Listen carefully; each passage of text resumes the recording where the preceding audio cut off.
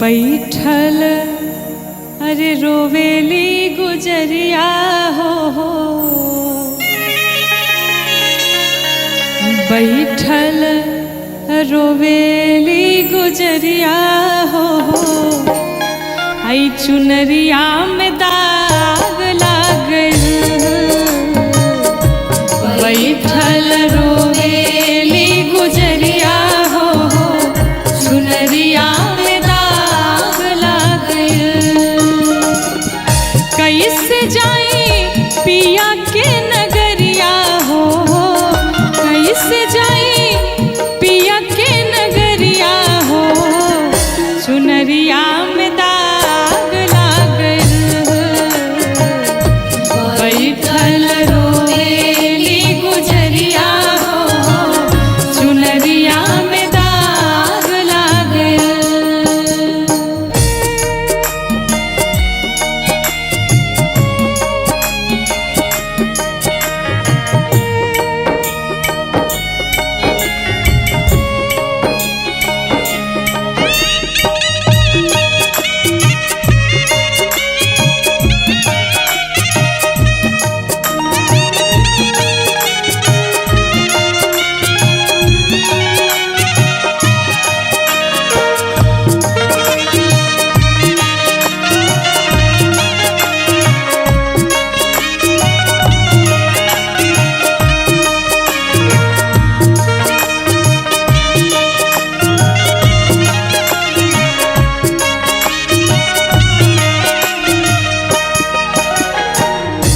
जब जीव को ये भान होता है, पूरा जीवन जब बीत जाता है और जाने का जब समय आता है, तो व्यक्ति को पता चलता है हमने अपने जीवन में कुछ नहीं कमाया, लेकिन अब पछताने का फायदा क्या है।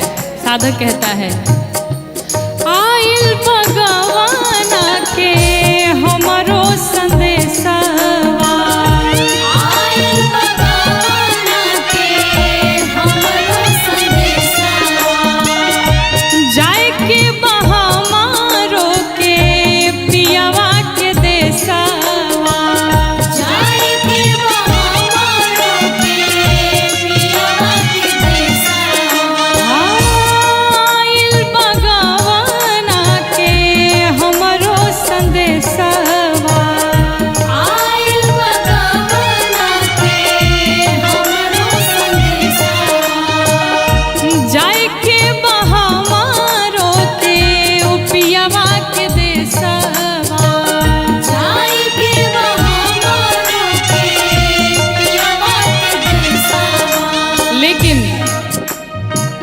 कांच बाटे हो,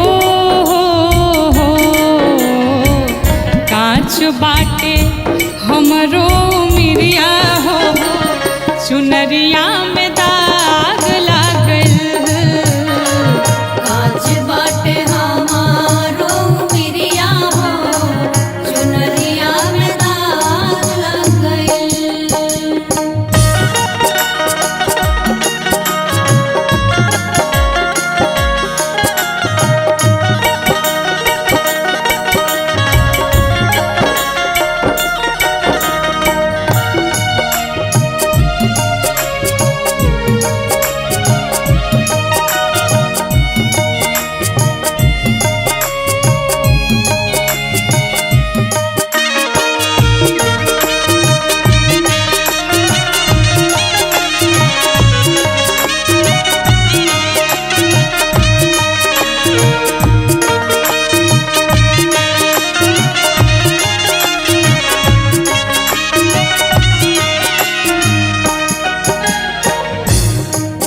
ये धरती पर जहाँ हम आकर के सभी मनुष्य सारे प्राणी रहते हैं, ये हम सभी का मायका है और भगवान का घर हम सभी का ससुराल है। आप एक बार विचार करिए, कोई भी कन्या अपने मायके में जब आती है तो कितने दिनों तक मायके में रह सकती है? थोड़े दिनों तक। लेकिन इस मायके में आकर के हमने आपने मिलकर के 4 प्रकार के मित्र बनाए। कौन कौन से? काम, क्रोध, लोभ, मोह, ये 4 प्रकार के हमारे मित्र हैं और दिन रात हम इसी के सानिध्य में रहे, इन्हीं से हमने प्रेम किया। साधक कहता है, नैहर में चार गो यार बनवाली, नैहर में चार गो यार बनवाली, दिन रात नाही से नैना लड़वाली, दिन रात नाही से नैना लड़वाली, नैहर में चार गो यार बनवाली, नैहर में चार गो यार बनवाली, दिन रात नाही से नैना लड़वाली, दिन रात नाही से नैना लड़वाली, उनके सुतवली हमसे जरिया हो, उनके सुतवली हमसे जरिया हो, चुनरिया में दाग लागल, बैठल रोएली गुजरिया हो, चुनरिया में दाग लग गइल।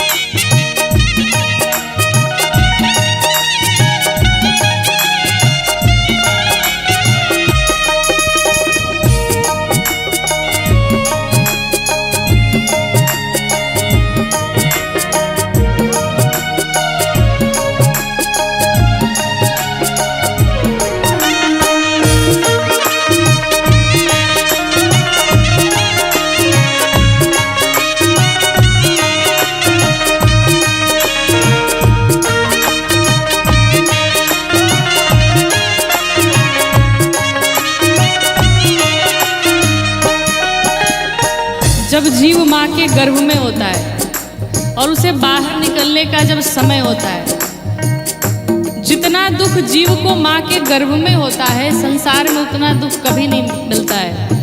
कहा गया गर्भवासम समम दुखम न भूतो न भविष्यति, इतना कष्ट मिलता है। और वो छोटा सा बालक तड़फड़ाता रहता है माँ के गर्भ में, भगवान से विनती करता है, प्रभु एक बार बाहर कर दीजिए इस गर्भ से, संसार में जाऊंगा, पुण्य करूंगा, भजन कीर्तन करूंगा और ऐसे सुंदर कार्य करूंगा कि दोबारा इस गर्भ में मुझे आना न पड़े। मैं वचन देता हूँ, भगवान से ये वादा करता है। लेकिन जीव जैसे ही गर्भ से बाहर आता है, भगवान की सारी बातें भूल जाता है और संसार के विषयों में लिपट जाता है। साधक कहता है, साच बात पिया वाके हम भूल गईली, साच बात पिया बाके हम भूल गइली, पछतात बानी की का कईनी, पछतात बानी की का कइली, ओ साच बात पिया वाके हम भूल गईली, साच बात पिया बाके हम भूल गइली, पछतात बानी की का कईनी। पछतात बानी की का कइली। लेकिन अब पछताने का क्या फायदा? डोली आइल हो, डोली आइल हमारी दुवरिया हो, चुनरिया में दाग लागल, बैठल रोएली गुजरिया हो, चुनरिया में दाग लग गइल। सब बात जब पूरा जीवन बीत गया तो अब अंत में फिर पछताने का क्या मतलब है? और अंत समय में जब हम पछताते हैं तो हमारे पास और कोई उपाय नहीं बचता है। फिर हम क्या करते हैं? सिर्फ रोते ही रोते हैं अंत समय जब आता है तो। इसलिए साधक कहता है, बार बार कथाओं में निवेदन किया जाता है, अभी भी कुछ बिगड़ा नहीं है, अभी भी संभल जाया जाए, अभी भी भगवान के चरणों को पकड़ लिया जाए, बुरे कर्म करने से बचा जाए। साधक कहता है,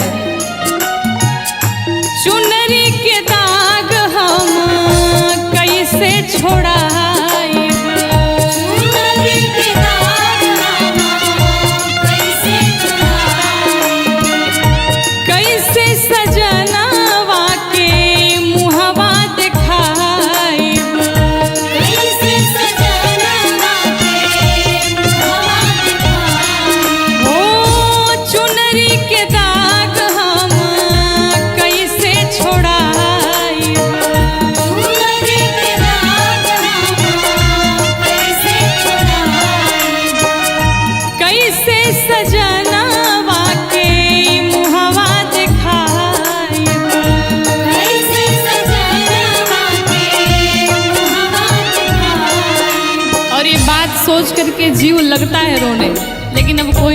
नहीं।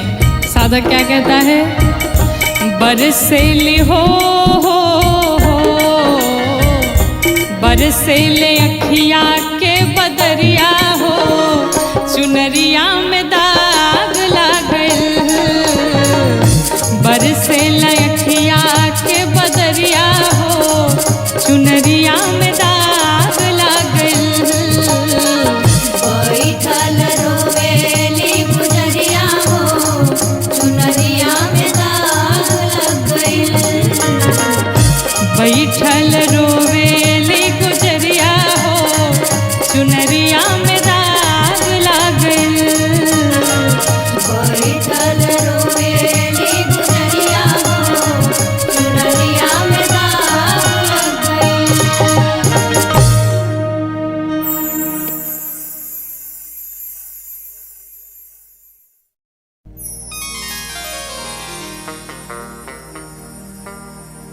कि तोहर देहिया हो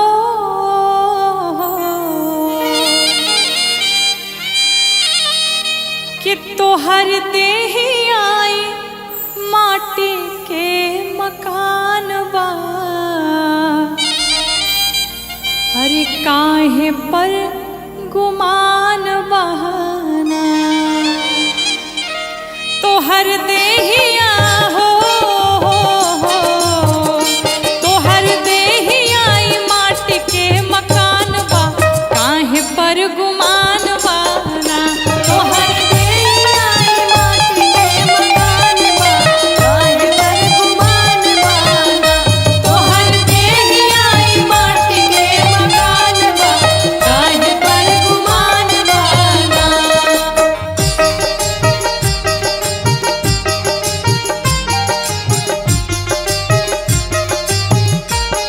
तोहर देहिया माटी के मकान बा, काहे पर गुमान बाना। तोहर देहिया माटी के मकान बा, काहे पर गुमान बाना।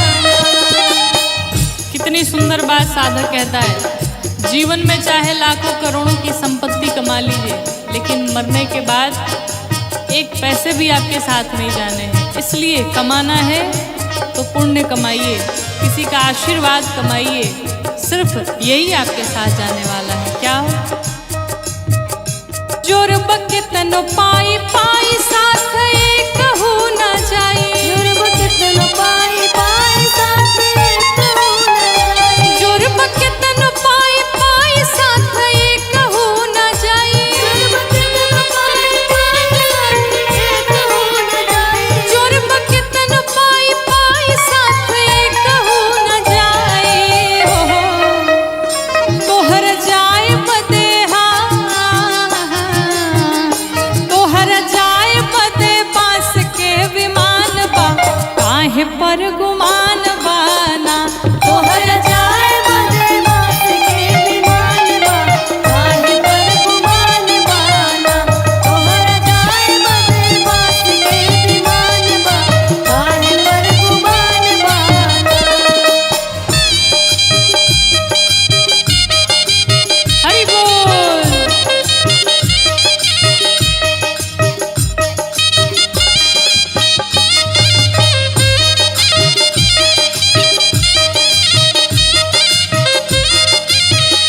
तोहर देहिया माटी के मकान बा, काहे पर गुमान बाना। तोहर देहिया माटी के मकान बा, काहे पर गुमान बाना। हमारा सनातन धर्म में क्या सिखाता है? कि हम सबसे प्रेम करें, सब जीवों पर दया करें, परोपकार करें। कहते हैं धर्म कहे बार बार कर सबसे तू प्यार। बार बार कर सबसे तू प्यार। धर्म कहे बार बार कर सबसे तू प्यार। बार बार कर सबसे तू प्यार। धर्म कहे बार बार कर सब ही से प्यार। जीव दुनिया के जीव दुनिया के कहीं सम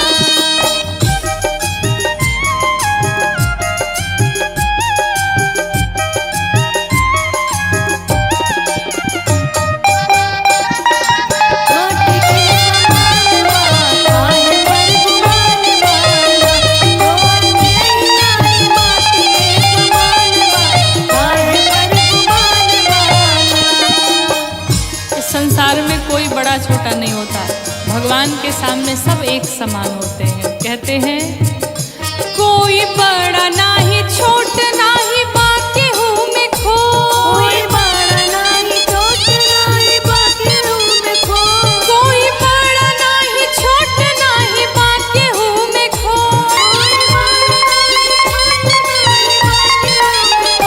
कोई बड़ा नाही छोट नाही बाके हूँ मैं खो। लोग झूठ झूठ लोग झूठ झूठ हिंदू मुसलमान बा काहे पर गुमान बाना। लोग झूठ झूठ हिंदू मुसलमान बा काहे पर गुमान बाना। कहर देही आई माटी के मकान बा काहे पर गुमान बाना। तोहर देही आई माटी के मकान बा काहे पर गुमान बाना। तोहर देही आई माटी के मकान बा काहे पर गुमान बाना।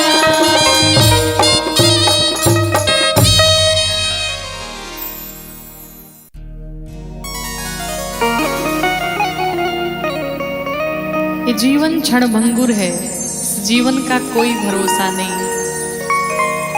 इसलिए कहते हैं कि क्षणभंगुर जीवन की कलिका,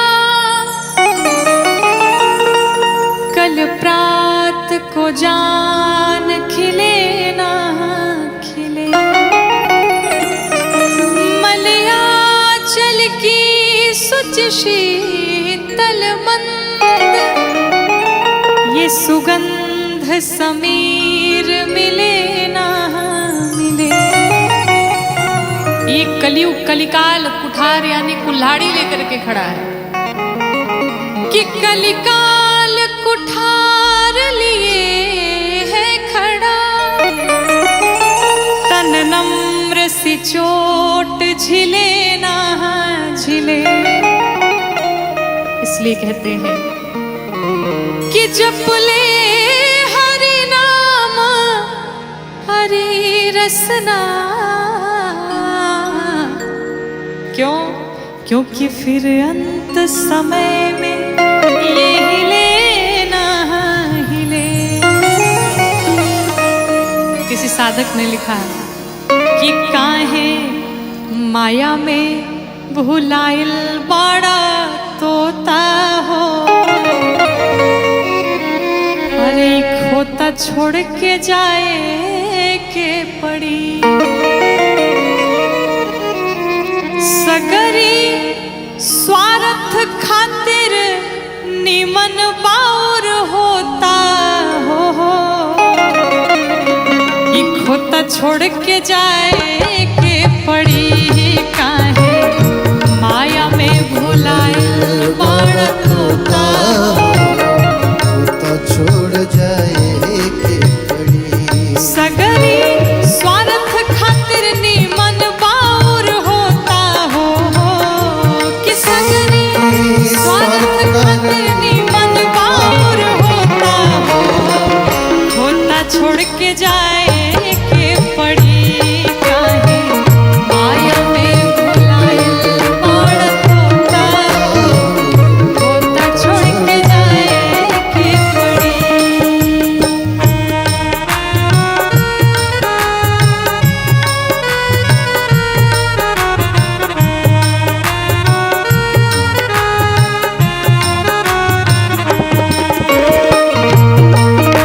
राघवेंद्र सरकार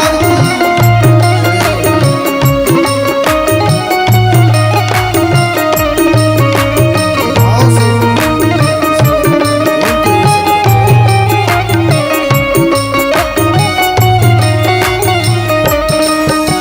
चाहे आप जितना भी धन कमा लीजिए, साधक कहता है लाख करोड़ धन तू कमैबा। लाख करोड़ धन लाख करोड़ धन तू कमैबा। लाख करोड़ धन कमाई। खाला खियाला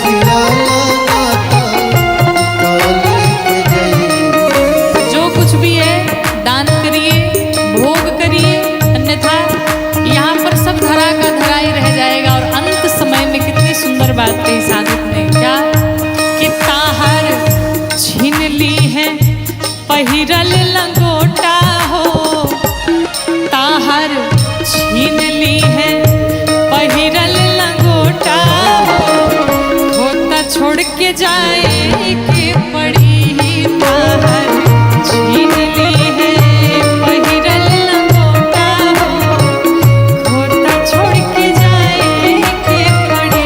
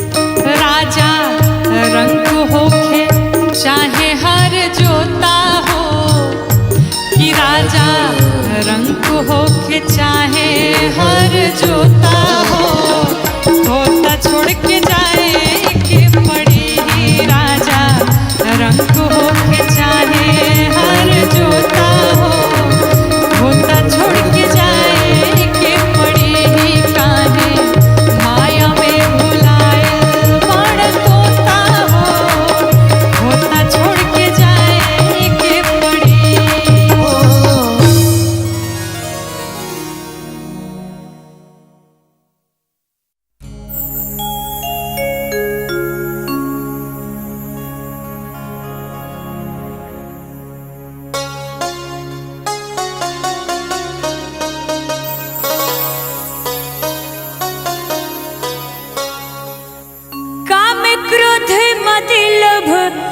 अभिमानी में होला, काम क्रोध मतलब अभिमानी में होला, लीला बहुत जिंदे गहनी में होला, लीला बहुत जिंदे गहनी में होला, काम क्रोध मतलब अभिमानी में होला, काम क्रोध मतलब अभिमानी में होला, लीला बहुत जिंदे कहानी में होला, लीला बहुत जिंदे कहानी में होला।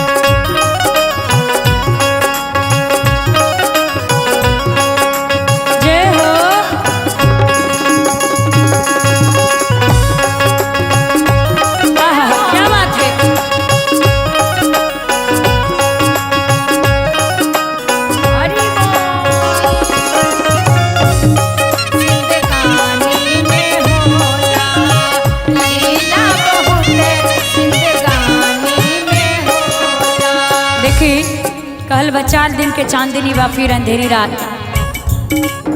ये जितना लोग हम सब ये मनुष्य तन पौले बनी जाएगी लीला मात्र के लिए आपन अपन लीला करे के बा और फिर भगवान के पास जाए के बा। ऐसे गुमान देखे कैला के कौने चीज पर 4 दिन की चांदनी बा फिर बा अंधेरा मिटला अंधेरा ता होला सवेरा।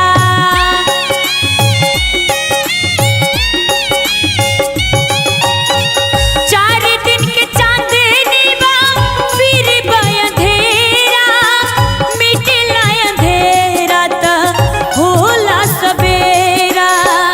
इश्क के बीमारी जवानी में होला, इश्क के बीमारी जवानी में होला, लीला बहुत जिंदगानी में होला।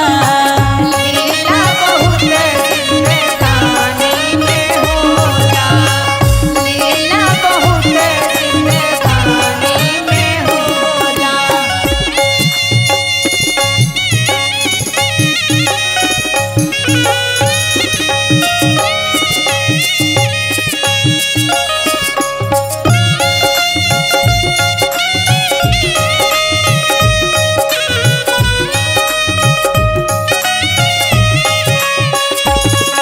लीला बहुत जिंदगानी में होला, लीला बहुत जिंदगानी में होला।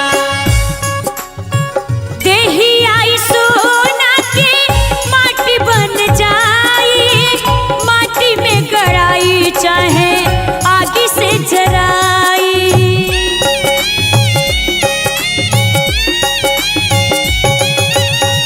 देही आई सोना के माटी बन जाई, माटी में गड़ाई चाहे आगी से जराई।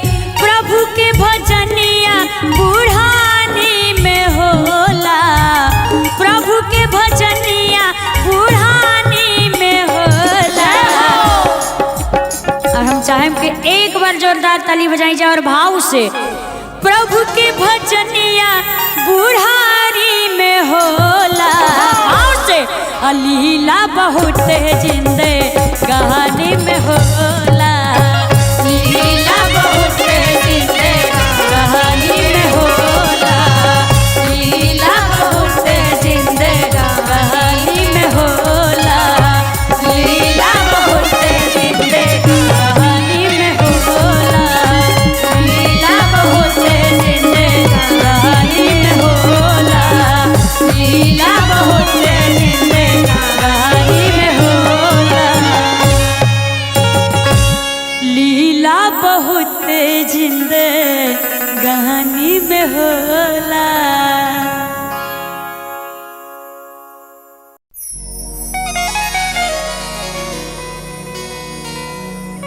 कहते इस जीवन का कोई भरोसा नहीं। इस संसार में जितने भी लोग आपसे जुड़े हैं सब स्वार्थ के नाते ही जुड़े हैं। स्वार्थ लाग करई सब प्रीति। एक भगवान से ही ऐसा संबंध है जो भगवान बिना कारण ही कृपा करते हैं, बिना कारण ही करुणा करते हैं, बिना कारण ही अपने भक्तों से अगाध प्रेम करते हैं। तो अगर किसी से प्रेम करना है तो श्री ठाकुर जी से प्रेम किया जाए, श्री गोविंद से प्रेम किया जाए, माधव से प्रेम किया जाए। क्योंकि कहते हैं कि अगर आपके पास मनी है तो आपके पास मेनी है, यानी आपके पास पैसे हैं तो आपसे बहुत सारे लोग जुड़े हैं। अगर पैसे नहीं हैं तो फिर आपके पास कोई नहीं बचेगा। एक बहुत ही सुंदर निर्गुण भजन, आइए हम सभी मिलके गाते हैं। कि तोता दुनिया के मेला में अकेला हो, अचुके कौनो खेला हो जाई। कि तोता दुनिया के मेला में अकेला हो, अचुके कौनो खेला हो जाई। तोता दुनिया के मेला में अकेला हो, अचुके कौनो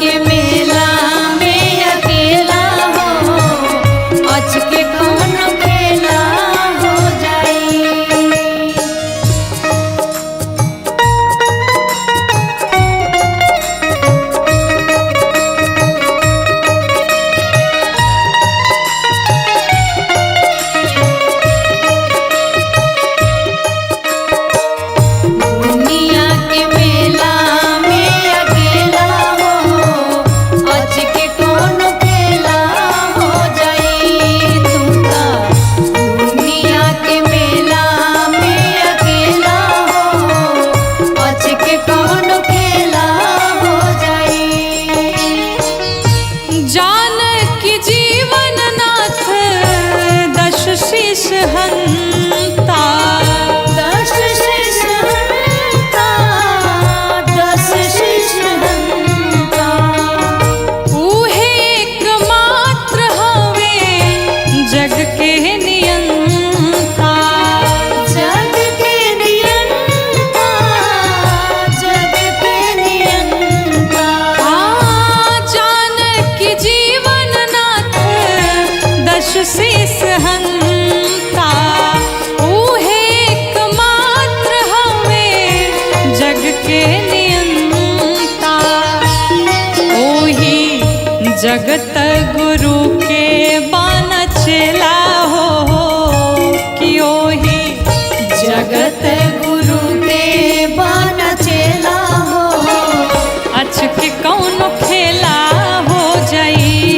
ओही जगत गुरु के बन चेला हो, अच के कौनो खेला हो जाई।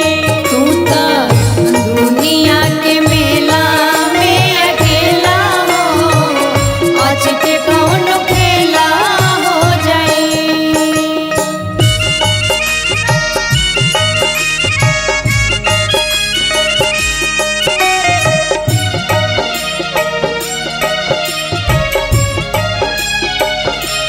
तू तो दुनिया के मेला में अकेला हो, आज के कौन खेला हो जाई।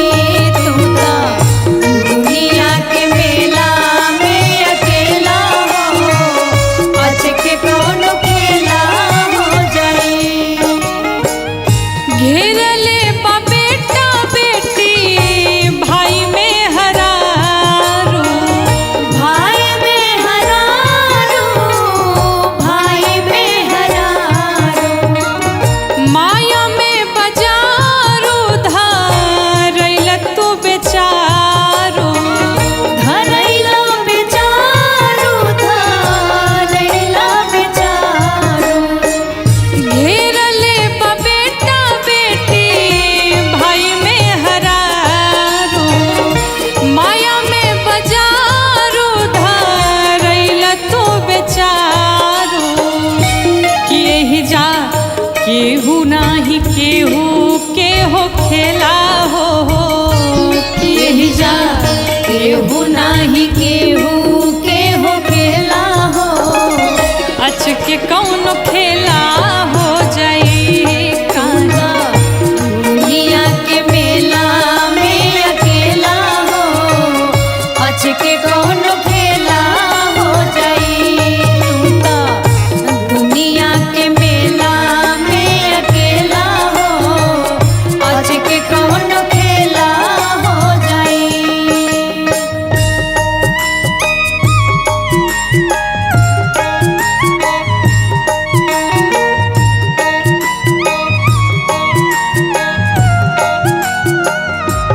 तू तो दुनिया के मेला में अकेला हो, आज के कौन खेला हो जाई।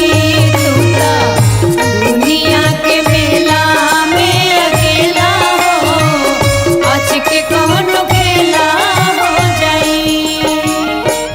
जीव कठपुतरी हा राम जी मदारी, राम जी मदारी हो, राम जी मदारी।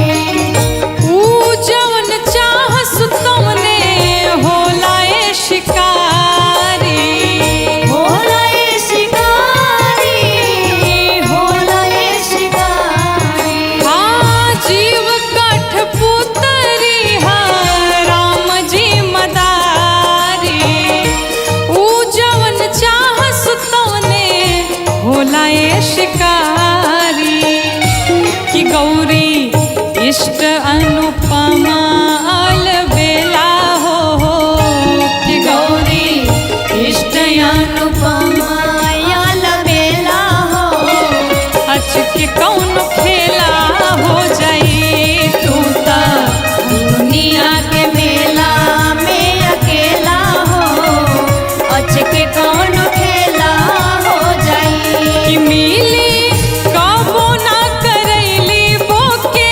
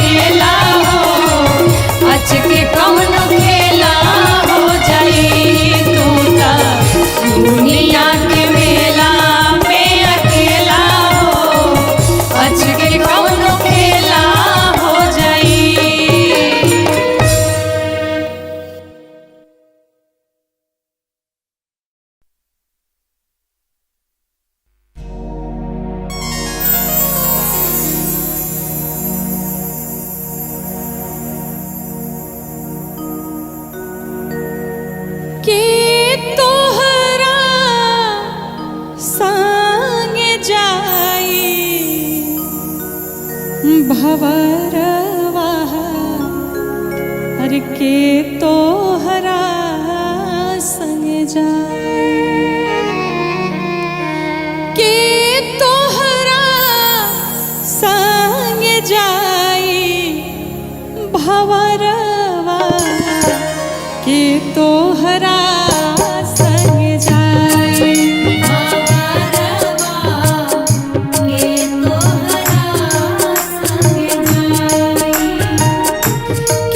तोहरा संग जाए भवरवा के तोहरा संग जाए।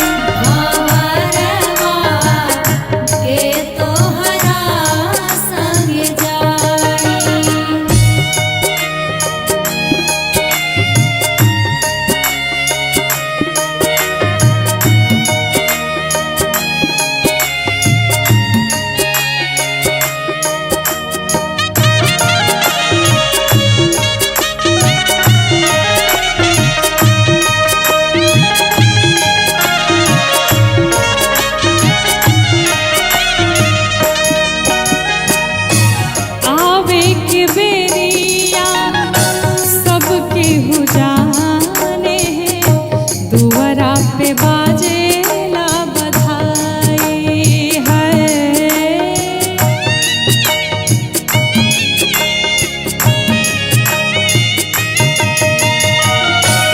आवे के बेरिया सबके हो जाने दुआरा पे बाजेला बधाई है